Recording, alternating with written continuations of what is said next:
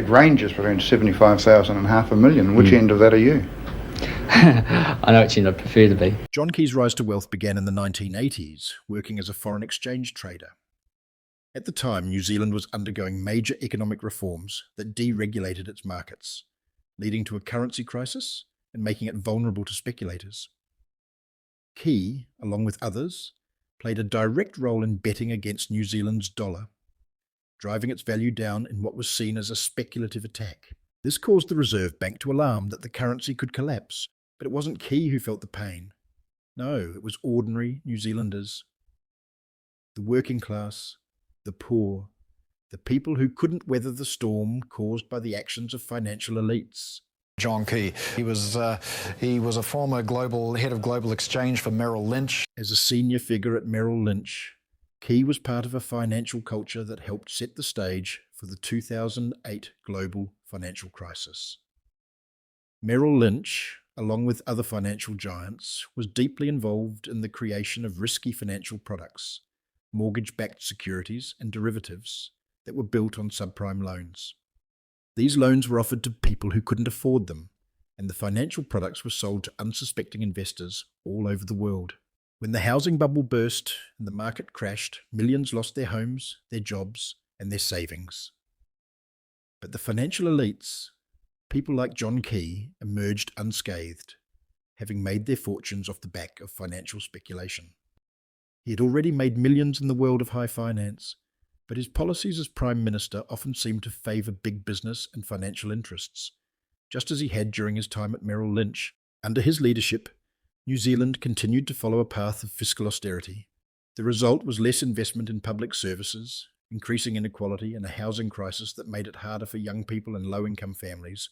While as Prime Minister, he held many shares that he did not properly disclose, that he was making profits from. The former merchant banker who wants to be Prime Minister was forced to make an embarrassing admission about how many Transrail shares he owned. For the first time, Mr Keys admitted he owned a great deal more than he'd previously revealed. In 2019, David Hisco, former CEO of ANZ, where John Key was chair at, resigned after a scandal emerged where he was claiming luxuries at the expense of ANZ customers, including $441,000 each year in non-executive things like car parking, chauffeur-driven travel, and even $50,000 to store wine in his mansion. The guy who signed off on it all, however, was John Key. John Key also sold David Hisco his own luxury beach house, which is worth many millions of dollars. And it doesn't end there. The bank itself bought a house for Hisco's family for $7 million. The bank bought the house and then sold it to Hisco's wife at well below the market value. It was conveniently around this time when John Key would back Christopher Luxon in his entry into politics.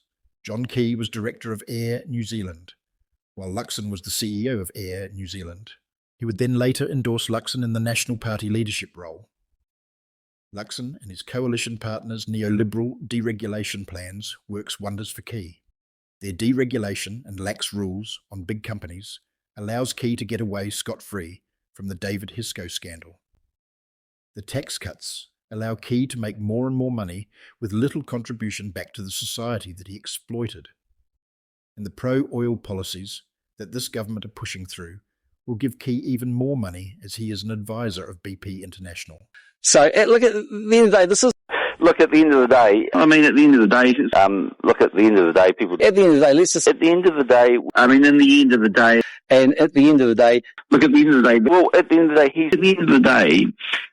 Well, at the end of the day, I'm quite comfortable that our guys will brief right-wing blogs. At the end of the day... No, look, at the end of the day... At the end of the day... At the end of the day... And at the end of the day... Look, at the end of the day... And at the end of the day... At the end of the day, what I'd say is that...